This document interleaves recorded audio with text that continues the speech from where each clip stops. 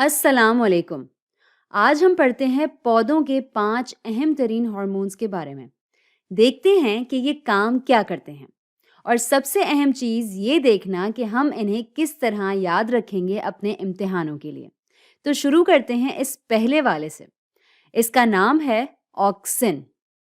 मैंने ये लिखा है हरे रंग से क्योंकि ये एक ग्रोथ हार्मोन है। तो जितनी भी चीज़ें हरे रंग में हैं वो होंगी ग्रोथ हार्मोन से मुंसलिक। तो क्या करता है ये ऑक्सिन? तो ये मदद करता है सेल एलोंगेशन में। जब भी एक सेल के अंदर ऑक्सिन होगा तो वो सेल एलोंगेट करेगा। जितना ज़्यादा ऑक्सिन उतना लंबा सेल यानी एलोंगेटेड सेल। तो इससे होता क्या है? अगर आप एक पौधे को देखें, चूंकि हमें मालूम है कि ये ग्रोथ हार्मोन है जो पनपने या बढ़ने में मदद देता है, तो ये पाया जाएगा पौधों के बढ़ने वाले हिस्सों यानी ग्रोइंग रीजन्स में, और वो आम तौर पर होते हैं पत्तों की नोकें या फिर शूट्स की नोकें या बर्ड्स। ये हैं ग्रोइंग रीजन्स और यहाँ पर ऑक्सिन बहुत अच्छी मिकदार में पाया जाता है। और अगर ये यहाँ सेल्स को लंबा होने में मदद दे रहा है, या कह लें कि अब यहाँ सेल्स इलोंगेशन होगी, तो आपको क्या लगता है कि यहाँ क्या होगा? होगा ये कि शूट की ये नोक लंबी होना शुरू हो जाएगी। लेकिन बात यहाँ ख़त्म नहीं होती। ऑक्सिन एक चीज़ और भी करता है और इसे कहते हैं फोटोट्रॉपिज्म। याद है आपको फोटोट्रॉपिज्म? कि फोटोट्रॉपिज्म क्या है? जब भी एक पौधे पर किसी भी तरफ से रोशनी पड़ती है तो वो पौधा इस रोशनी की तरफ घूम जाता है। और अगर आपको इसके बारे में गहराई में सोचना या पढ़ना है तो हम अपनी वीडियोस में इस पर बात कर चुके हैं। खैर, तो ये होता है ऑक्सिन की वजह से। लेकिन ऑक्सिन ये कैसे करता है? अब यहाँ ज़रा गौर से देखते हैं और जूम इन करते हैं पौधे के इस हिस्से पर। अगर हम सारे सेल्स को यहाँ देखें तो गौर करें कि अगर ऑक्सिन यहाँ आ जाए तो क्या होगा। तो फर्ज करें कि ये पर्पल नुक्ते जो हैं ये हैं ऑक्सिन और इनका काम है सेल एलोंगेशन। अब अगर इन पर रोशनी गिरना शुरू हो जाए तो ऑक्सिन की ये आदत है कि ये रोशनी को देखकर इससे दूर भागना शुरू कर देते हैं, और ये ज़रूरी है। तो ये हिस्सा जो है ये शेडेड है और ये वो हिस्सा है जहाँ बहुत ज़्यादा रोशनी है। तो ऑक्सिन क्या करते हैं? ये दूर भागते हैं रोशनी से। तो इसका मतलब ये हुआ कि ऑक्सिन की तादाद बढ़ जाएगी इस तरफ शेडेड जगह पर। तो इससे क्या होगा? इससे ये होगा कि ये वाला हिस्सा ज़्यादा एलोंगेट होगा यानी कि लंबा होगा बनिस्बत इस वाले के, और इसके नतीजे में हम देखेंगे कि ये बाएं तरफ वाला हिस्सा यहाँ ये ज़्यादा लंबा होना शुरू हो जाएगा बनिस्बत दाएं तरफ वाले के। अब सोचें कि अगर ये बाएं तरफ से ज़्यादा लंबा होना शुरू हो जाएगा तो खुद ब खुद एक वक्त आएगा कि जब ये दाएं जानिब से झुकना शुरू हो जाएगा, और इस तरह आप देखेंगे कि ये शूट रोशनी की तरफ मुड़ जाएगा और झुक जाएगा। अच्छा, तो मैं ये सब याद कैसे रखूंगी? जो तरीका मैं इस्तेमाल करने वाली हूँ इन तमाम हार्मोन्स को याद रखने का, वो ये कि मैं इनके साथ अजीब व गरीब कहानियाँ मुंसलिक कर लूँगी, क्योंकि हमारा दिमाग बहुत अच्छी तरह याद रख पाता है अजीब व गरीब चीज़ें। इसलिए मैं भी यही करूँगी। तो इस तरह ऑक्सिन को कैसे याद रखेंगे? इस लफ्ज़ ऑक्सिन में आता है ऑक्स, तो मैं इसको याद रखूंगी इस ऑक्स की अजीब तस्वीर से, जिसका सर काफ़ी लंबा है यानी इलोंगेटेड है। तो ये तस्वीर मदद करेगी ये याद रखने में। तो जब भी मैं सुनूंगी ऑक्सिन का लफ्ज़ तो ये तस्वीर मेरे दिमाग में आएगी, और ये लंबा सा सर मुझे ये याद रखने में मदद देगा कि जी हाँ, ये करता है सेल एलोंगेशन। और क्योंकि इसका यहाँ सर लंबा है या टिप या नोक लंबी है, ये मुझे याद दिलाएगा कि ये लंबा करता है यहाँ इस शूट को, और इस एलोंगेशन की वजह से होती है फोटोट्रॉपिज्म। तो याद रखने के लिए ये तरीका अपनाएं, बहुत कारआमद साबित होगा। अब बात करते हैं हमारे अगले हार्मोन की। लेकिन यहाँ एक बात है, वो ये कि हमें पता है कि ऑक्सिन करता है इस शूट को लंबा, लेकिन वो क्या चीज़ है जो इस स्टेम को लंबा करे? और यहीं आता है हमारा अगला हार्मोन, और इसका नाम है जिब्रेलिन। जिब्रेलिन। अब ये भी हरे रंग से लिखा है, तो आप समझ गए होंगे कि ये भी ग्रोथ हार्मोन ही है। इसका सबसे अहम काम देखा जा सकता है स्टेम में, और ये करता है स्टेम एलोंगेशन। तो अगर ये हमारा पौधा है, ہم نے دیکھا آکسن اس حصے کو لمبا کرتا ہے، لیکن یہ جبرلن کی بہت اچھی مقدار پائی جاتی ہے یہاں اس حصے میں، جہاں نئے پتے بن رہے ہوتے ہیں جنہیں ہم نوڈز بھی کہتے ہیں۔ تو یہ elongate کرتا ہے یہاں موجود سیلز کو جو یہاں ہیں۔ تو اب اگر یہ سیلز لمبے ہوں گے تو آپ کو کیا لگتا ہے کہ کیا ہوگا؟ آپ دیکھیں گے کہ ان دونوں کے درمیان فاصلہ بڑھنا شروع ہوگا اور stem elongation ہو جائے گی شروع۔ اسی لیے ہم کہتے ہیں کہ جبرلن ذمہ دار ہے stem elongation کے لیے۔ اگر کسی پودے میں کم جبرلن ہوگا تو وہ پودا چھوٹا ہوگا، یعنی کہ ڈورف پلانٹ ہوگا، مطلب بونا، اور زیادہ جبرلن ہوگا تو وہ پودا لمبا ہوگا۔ تو اگر کچھ پودے چھوٹے رہ گئے ہوں تو جبرلن نکال کر ان میں ڈالا جا سکتا ہے ان کو لمبا کرنے کے لیے۔ اب میں اس کے کچھ دوسرے کام بھی آپ کو بتاتی چلوں۔ چونکہ یہ گروتھ ہارمون ہے، یہ نہ ہی صرف stem elongation کرتا ہے بلکہ elongation کرتا ہے بہت سارے پھلوں میں بھی۔ پھل بھی لمبے یا بڑے ہوتے ہیں جبرلن کی وجہ سے، اور اس کا مطلب ہے، فرض کریں کہ یہ آپ کے پاس بنا بیج والے انگور ہیں، جو کہ میرے لیے تو بہت ہی اچھے ہیں کیونکہ مجھے بیج بالکل بھی نہیں پسند اور تھوڑا سا تنگ کرتے ہیں۔ تو یہ عموماً چھوٹے چھوٹے ہی پائے جاتے ہیں۔ تو ان کو بڑا کرنے کے لیے کیا کیا جا سکتا ہے؟ ہم اس پر جبرلن اسپرے کر سکتے ہیں اور اس کے نتیجے میں ہوگا یہ کہ یہ ایسے بڑے ہو جائیں گے۔ جی ہاں، اور بیچنے والوں کو اس سے زیادہ پیسے کمانے کا موقع مل جائے گا۔ ایک اور کام جو یہ ہارمون کرتا ہے وہ یہ کہ یہ مدد کرتا ہے سیڈ جرمنیشن میں بھی۔ تو یہ ہارمون بہت زیادہ کارآمد ہے مختلف جگہوں پر پودوں میں نشو و نما اور گروتھ کے حوالے سے۔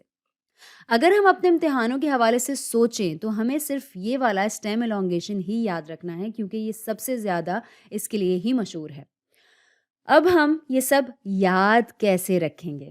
اس کے لیے میں تھوڑا پیچھے جاؤں گی اور سوچوں گی کہ یہ جبرلن دریافت کیسے ہوا تھا۔ پتہ یہ چلتا ہے کہ جاپان میں کچھ کسان تھے اور وہاں چاول کے پودے بہت لمبے ہو رہے تھے بنا کسی وجہ کے۔ وہ لمبے ہوتے چلے جاتے تھے اور پھر مر جاتے تھے، اور جب تحقیق کی تو پتہ چلا کہ ان پودوں میں جبرلن کی بہت زیادہ مقدار تھی جس کی وجہ کوئی فنگس تھا۔ خیر، تو اس کو میں ایسے یاد رکھتی ہوں کہ لوگ بات کرتے ہیں یا ایک کسان بات کرتا ہے جبرش میں۔ جبرش ایک زبان ہے اس چاول کے پودے سے، اور یہ اس طرح لمبا ہونا شروع ہو جاتا ہے۔ ایک اور عجیب سی بات ہے لیکن یاد ضرور رہے گی اگر ہم اس تصویر کو یاد رکھیں کہ ایک کسان نے بولی جبرش اور پودا ہو گیا یہاں سے لمبا، تو یاد رہے گا کہ جبرلن کرتا ہے stem elongation۔ اب ہم جانتے ہیں کہ آکسن اور جبرلن کیا کام کرتے ہیں، سیلز کو elongate کرنے میں مدد کرتے ہیں۔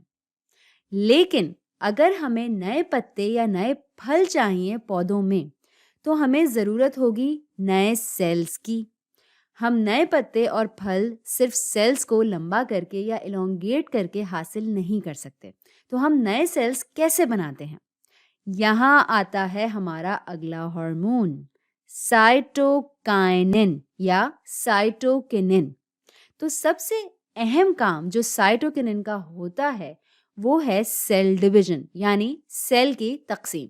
تو فرض کریں یہاں ایک سیل ہے اور اگر اس میں سائٹوکائنن موجود ہوگا تو یہ تقسیم کر دے گا اسے مزید اور 2 سیلز میں، یعنی اور 2 سیلز میں۔ تو سائٹوکینن ذمہ دار ہوتا ہے نئے سیلز بنانے کے لیے ایک پودے کے اندر۔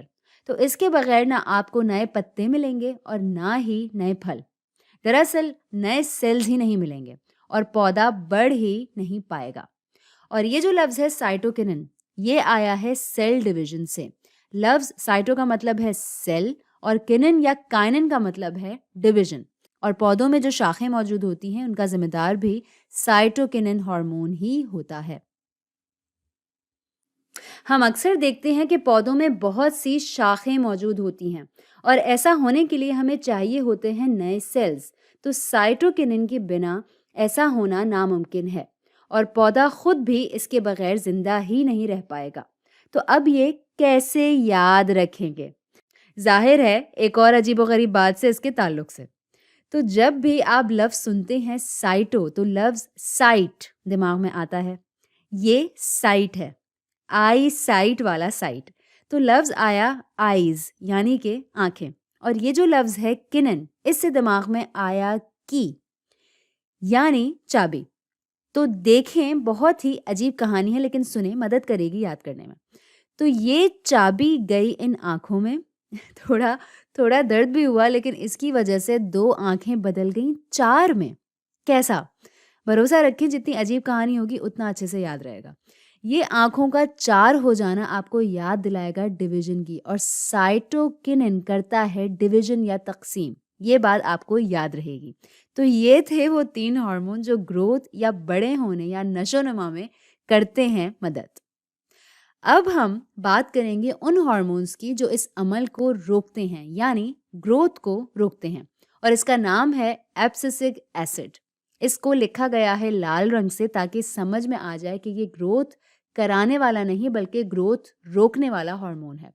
اس کی ذمہ داری یہ ہے کہ یہ نشو و نما کو روکے اور یہ ہونے نہ دے اس کو. اور اس کا سب سے بڑا اور اہم کام جو ہے وہ ہے پتوں کو مرجھانا. اسے کہتے ہیں wilting آف لیوز.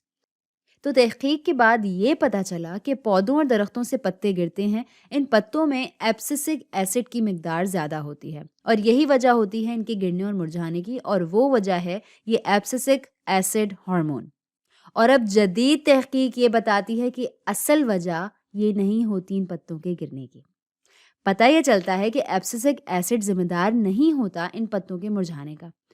تو اب بات کرتے ہیں اصل میں واقعی میں ان کاموں کی جو ایبسسک ایسڈ کرتا ہے. ان کا کام ہوتا ہے ڈراؤٹ کنڈیشن, یعنی ان حالات میں جب زیادہ پانی میسر نہ ہو. یہ اس بات کو یقینی بناتے ہیں کہ پتوں کے اسٹومیٹا بند رہیں. یاد ہے اسٹومیٹا؟ اسٹومیٹا چھوٹا سا پتوں میں ایک حصہ ہوتا ہے جو کرتا ہے پانی کی ایواپوریشن. تو ڈراؤٹ کنڈیشن کے دوران یہ اسٹومیٹا جو ایسا ہوتا ہے اس میں آ جاتا ہے ایبسسک ایسڈ, جمع ہو جاتا ہے یہاں اور اس کو بند کر دیتا ہے اور یقینی بناتا ہے اس بات کو کہ پانی یہاں سے خارج نہ ہو. ایک اور کام جو یہ کرتا ہے بحیثیت وہ ہارمون جو گروتھ کو روکتا ہے, یہ ملتا ہے سیڈ جرمنیشن کے وقت. اگر ایک بیج کے اندر بہت سارا ایبسسک ایسڈ ہوگا تو یہ نہ کبھی پنپے گا اور نہ ہوگا بڑا. اب آپ سوچیں گے کہ یہ ضروری ہے ہی کیوں؟ تو یہ اس لیے ضروری ہے کہ بیج کو صرف تب ہی پنپنا ہوتا ہے جب وہ صحیح حالت میں ہو یا صحیح کنڈیشنز ہوں. تو مثال کے طور پر اگر بیج ایک صحرا میں ہے اور بہت سارا یہ ایبسسک ایسڈ یہاں جمع ہو جاتا ہے اور اس کو بڑھنے نہیں دیتا, اور جیسے ہی بارش ہوتی ہے تب صورتحال بالکل ٹھیک ہے. بارش دھو دیتی ہے اس ایبسسک ایسڈ کو, اور جب یہ دھل جاتا ہے تب جبرلن اپنا کام شروع کرتا ہے اور یہ بڑھنا شروع ہو جاتے ہیں. تو یہ اس طرح بہت فائدہ مند ثابت ہوتا ہے جب گروتھ کا رکنا ضروری ہوتا ہے.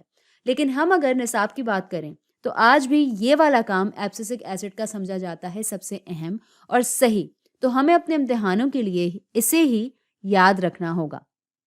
تو ہم کیسے اسے یاد رکھیں گے؟ اس کے نام میں لفظ آتا ہے ایبسس, جس کا مطلب ہوتا ہے کٹنگ ڈاؤن یعنی ٹوٹ کر گرنا.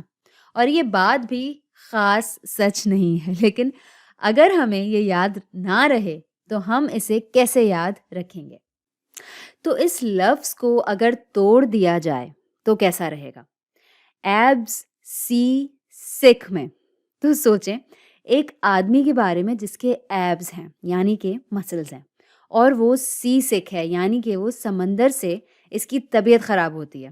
تو اس بیچارے کو کیونکہ اس کی طبیعت خراب ہوتی ہے سمندر سے, تو اس کو سمندر میں آنے کے بعد الٹیاں شروع ہو جاتی ہیں.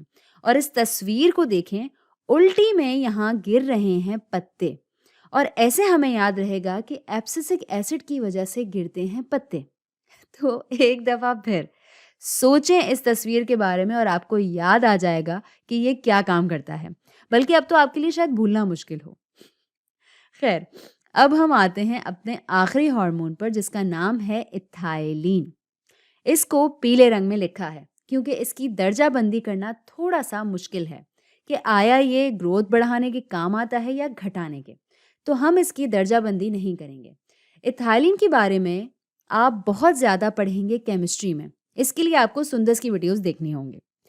اس کا سب سے اہم کام جو ہے وہ یہ ہے کہ یہ فروٹ رائپننگ میں کام آتا ہے, یعنی کہ پھل کو پکانے کے کام آتا ہے. ایتھائلین ایک گیس ہے جو خارج ہوتی ہے اور یہ توڑتی ہے سیل وال کو, اور یہی کرتی ہے انہیں نرم، اور ساتھ ساتھ یہ خارج کرتی ہے محفوظ کی ہوئی شوگر کو، تاکہ یہ پھل میٹھے ہو سکیں۔ تو یہ ہے پھلوں کو پکانے والا ہارمون۔ اب یہ تصویر آپ کو تھوڑی سی عجیب لگ رہی ہوگی، کیونکہ اس میں صرف ایک کیلا پکا ہوا نظر آ رہا ہے، کیونکہ ایک پکا ہوا پھل زیادہ ایتھائلین خارج کرتا ہے، اور ایتھائلین ایک گیس ہے، یہ کرتی ہے ایک چین ری ایکشن۔ تو جب بھی آپ ایک پکے ہوئے پھل کو رکھیں گے کچے پھلوں کے ساتھ، تو آپ دیکھیں گے کہ کچے پھل اور تیزی سے پک جائیں گے۔ تو اب میں یہ کیسے یاد رکھوں گی؟ یہ جو لفظ ہے ایتھائلین، اس کو توڑا تو بنا ایٹ تھائے۔ سوچیں، آپ نے مرچوں والا تھائے کھانا کھایا جس سے آپ کے پیٹ میں درد ہوا، اور آپ نے پیدا کی گیس، اور اس گیس نے کیلوں کو پکا دیا۔ بہت معذرت کے ساتھ یہ مثال جو ہے یہ کافی عجیب ہے، میں جانتی ہوں، لیکن امید ہے کہ آج کے بعد آپ کیلا کھانا نہیں چھوڑیں گے۔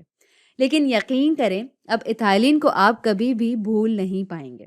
تو یہاں ہوئے ہمارے سارے اہم ہارمونز مکمل، وہ ہارمونز جو سب سے زیادہ اہم ہیں اور پائے جاتے ہیں پودوں میں۔ بہت اچھا ہوگا اگر آپ ویڈیو کو روکیں اور ان تصویروں کی مدد سے اور ہماری عجیب و غریب کہانیوں کو یاد کر کے یاد رکھنے کی کوشش کریں کہ کون سا ہارمون کیا کام کرتا ہے۔ مجھے امید ہے یہ آپ زندگی بھر نہیں بھول پائیں گے۔